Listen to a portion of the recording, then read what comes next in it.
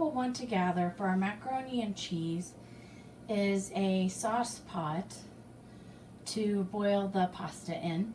We need, we're going to use a deep skillet to make our sauce.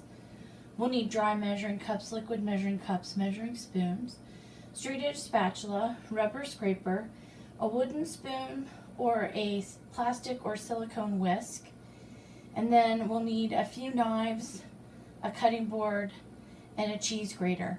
And you either need a pan with a lid that drains, or you'll need a colander to drain the water off of the cooked pasta. The ingredients for our macaroni and cheese include Elba macaroni. We're going to use 3 kinds of cheese. The Velveeta will melt into the sauce. The cheddar will shred finely so that it also melts into the sauce. But the Colby Jack we're going to cube and stir in when we stir in the pasta.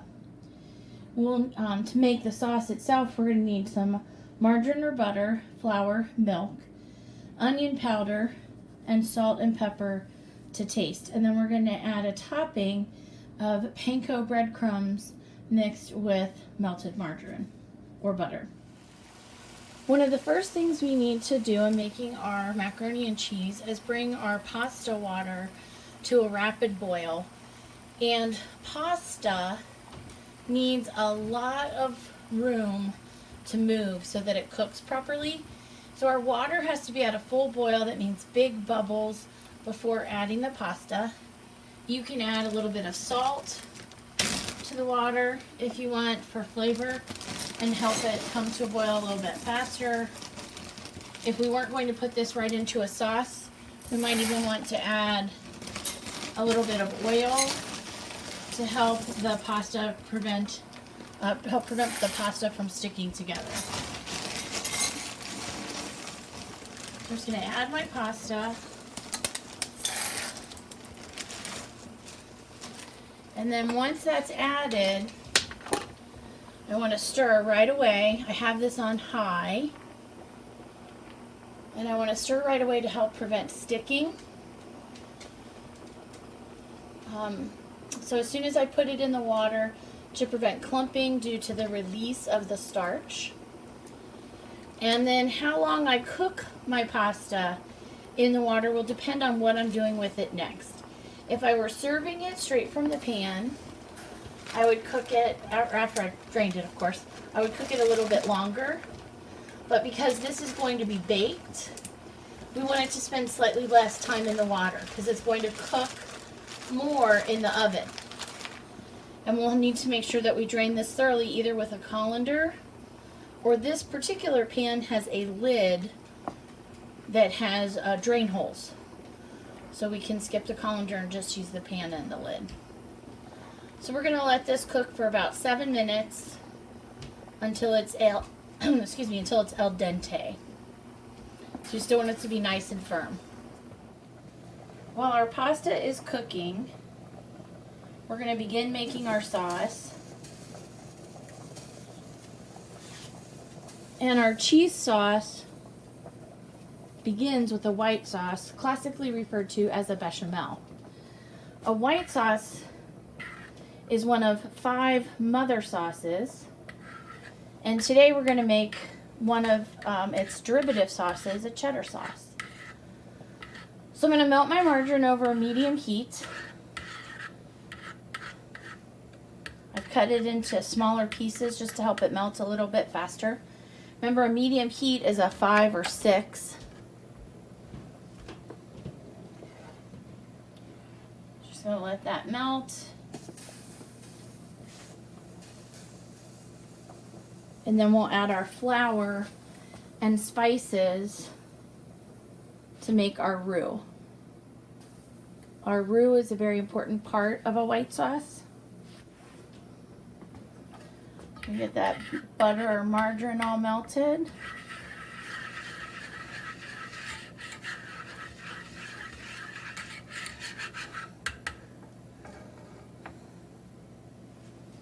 So you notice this whisk I have. I really like this. It's a silicone whisk, so it's safe in a non-stick pan.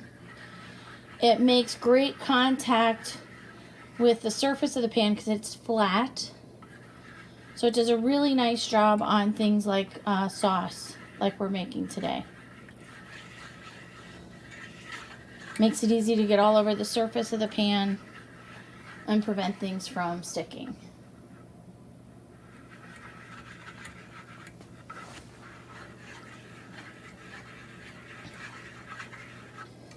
All right, now that my butter is all melted, I'm going to add my flour and all the spices.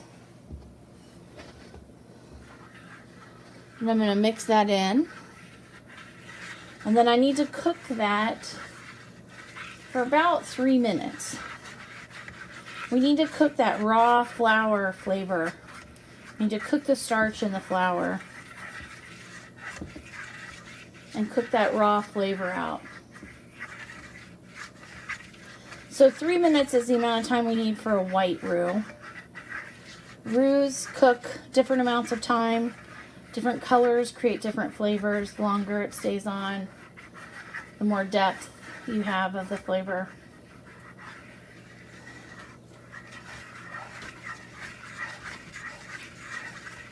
We want to see some good bubbles come up in this flour mixture. So now that we've cooked this for about 2 to 3 minutes, we've seen some nice bubbles. We're going to go ahead and add our milk all at once.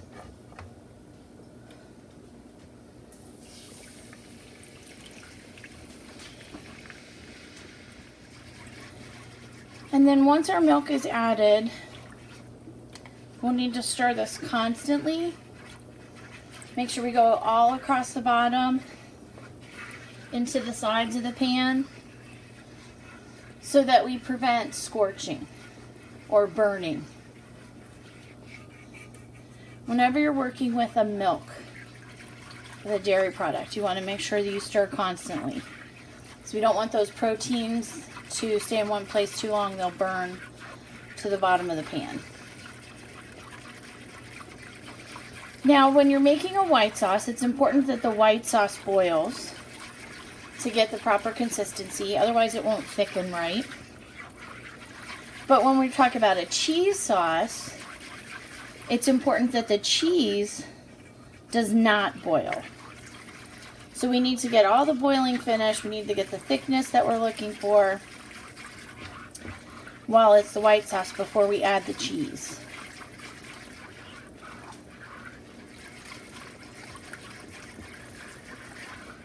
So this is going to take a few minutes, but we'll know that it's the right thickness if it coats the back of a wooden spoon, and that's what the French refer to as nappe. So we're just going to continue to stir this constantly, making sure we go across the entire surface and into the sides of the skillet to make sure that we keep all those proteins moving and prevent them from burning. Now usually you'll begin to feel this thicken as you stir, maybe even before you see it much, because you can feel the starch and the milk thickening on the bottom of the skillet or the bottom of the pan as you whisk. Or if you didn't have a whisk like this, you would want to use a wooden spoon. So once I start to feel that and it seems like it's thickening a little bit, you'll see lines that kind of stay behind more when you take it through the sauce. And if I pause, I've got some little bubbles. So I've got a little boil right here. Now if I were making this to serve straight from the stovetop, I might want to thicken it a little more. But this is going to thicken more in the oven. So I want to stop with a thinner sauce than I might otherwise. So I'm going to turn that heat off. And then I mentioned 3 kinds of cheese. So the cheese that can handle the heat the best is our Velveeta, because that's a processed cheese. It's made for melting. So again, I have the heat off, but I'm using that residual heat to melt the Velveeta. And then once that's mostly melted, we'll add the cheddar. But we're not going to add the Colby Jack to this recipe until we add the pasta. So I'm just going to stir this to help the cheese melt. If it was continuing to bubble a lot, then I would move it off of the burner, or at least partially, so that I didn't overcook the sauce before I put it into the oven. But you can see this cheese is beginning to melt nicely. The chunks are getting smaller, and our sauce is going from a white to just a little bit of color from the melting cheese. Once our Velveeta has completely melted, we're going to add that cheddar. Now, I fresh grated the cheddar because it melts better. But this would also be really important if you have someone that you're serving with a gluten sensitivity or celiac disease, because those prepackaged shredded cheeses are coated with a light bit of flour to prevent them from clumping together. So grating it fresh would be essential if you had someone with that situation, but it just makes a better melt. So we're going to go ahead and stir this in. Again, the heat is off. There's no more heat being generated. It's just the leftover residual heat from that element or from the pan that's melting this cheese. Now, if my pasta was not ready, I would set this off to the side with a lid if I wanted to keep it warm, or just set it off to the side. Because the nice thing about this macaroni and cheese is you could make this the day before, and then all that you would have to do the day you wanted to serve it is pop it in the oven. So there we've got our cheddar cheese all melted in. We have a nice cheese sauce all finished and ready for really lots of things you could use it for at this point, but we're going to add that pasta and those other cheese cubes in just a moment. So I've drained my pasta and added it to the pan. And now I'm going to gently stir so that all the noodles are coated with cheese sauce. And then once I get those all coated, I'll add those additional cheese cubes. And I chose Colby Jack for this concoction. But you could really use a lot of different cheeses. And you get a variety of flavor when you choose some others. You could use mozzarella. You could use provolone. If you wanted to spice it up, you could use a pepper jack cheese. Okay, so we're going to just add our Colby Jack cubes. Stir those in. And then this will be ready to transfer to our casserole dish.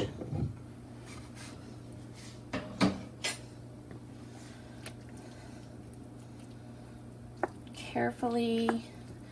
So what I like about the big chunks, the squares, the cubes of cheese, is that this really does not melt until it's in the oven. So then when you serve it, you run into these nice big areas of melty cheese, and it's just so decadent.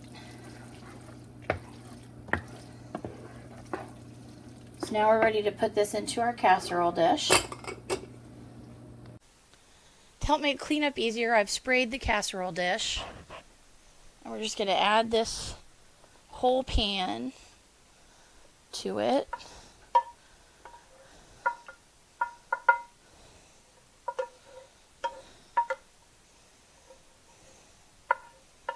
Make sure I scrape it out. I'm going to use a rubber scraper just to make sure I get every bit of that cheese sauce into my macaroni and cheese.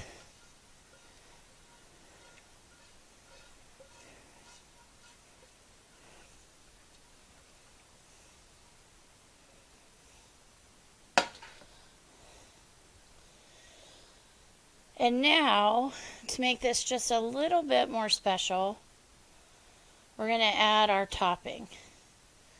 And there's a lot of things you could do for topping, but we're going to do panko breadcrumbs with butter margarine. So I've melted some margarine, and I've measured some panko. Those are those crispy Japanese style breadcrumbs. And I'm just going to mix those two together. Just a fork does a great job.